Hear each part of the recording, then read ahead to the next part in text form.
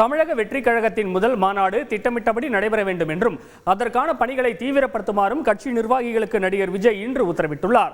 இதனிடையே செஞ்சி ராமச்சந்திரன் தமிழக வெற்றி கழகத்தில் இணையப் போவதாக வெளியான தகவலுக்கு அதிமுக பொதுச் செயலாளர் எடப்பாடி பழனிசாமி மறுப்பு தெரிவித்துள்ளார். இன்றைய முக்கிய அரசியல் நிகழ்வுகள் குறித்து விவரிக்கிறது பின்வரும் தொகுப்பு. தமிழ்நாடு அரசு பள்ளிகளில் செயல்படுத்தப்படும் SSC திட்டத்திற்கு நிதி ஒதுக்கப்படாததற்கு கண்டனம் தெரிவித்துள்ள முதலமைச்சர் ஸ்டாலின், சிறப்பாக செயல்படும் மாநிலங்களுக்கு மத்திய அரசு நிதி ஒதுக்கீடு செய்ய மறுப்பதாக குற்றம் சாட்டியுள்ளார்.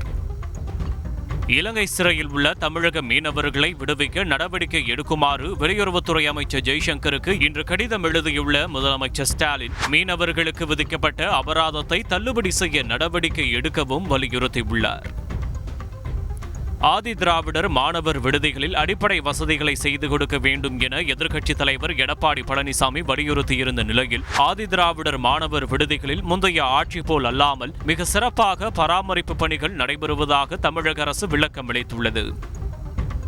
அதிமுக அமைப்பு செயலாளர் செஞ்சி ராமச்சந்திரன் தமிழக வெற்றி கழகத்தில் இணையப் போவதாக வெளியான தகவல் குறித்து EPS விளக்கம் அளித்துள்ளார். அனைத்து இந்திய அண்ணா திராவிட முன்னேற்றம் என்பது ஒரு கடல், இதில் அவர் மாதிரி கிட்டத்தட்ட ஆயிரக்கணக்கான பேர் இந்த கட்சியில் அங்கம் வைக்கிறாங்க, உழைத்திட்டு இருக்கிறாங்க.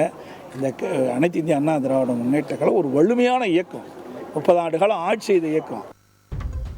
குட்கா முறைகேடு வழக்கில் சிறப்பு நீதிமன்றத்தில் இன்று ஆஜராகி விளக்கமளித்த முன்னாள் அமைச்சர் சி. விஜயபாஸ்கர், அரசியல் காழ்ப்புணர்ச்சி காரணமாக ஜோடிக்கப்பட்ட வழக்கை சட்ட ரீதியாக எதிர்கொள்வேன் என தெரிவித்துள்ளார்.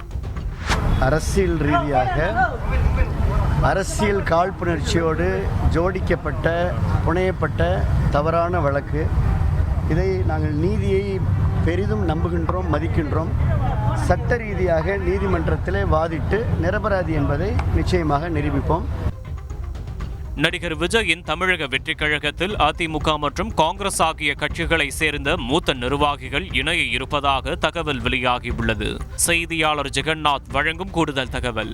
முக்கிய கட்சிகளில் இருக்கக்கூடிய முன்னாள் அமைச்சர்கள், முக்கிய பிரமுகர்கள் மேடையை அலங்கரிக்க இருப்பதாகவும் தகவல்கள் கிடைத்திருக்கிறது. அது மட்டும் இல்லாமல் குறிப்பிட்ட நேரத்தில் செப்டம்பர் 23ஆம் தேதி தமிழக வெற்றி கழகத்தின் மாநாடு நடைபெற வேண்டும் என்று அக்கட்சியின் தலைவர் விஜய் அறிவுறுத்தியுள்ளார் என்ற தகவல் கிடைத்துள்ளது. ரஞ்சித், நன்றி ஜெகநாத்.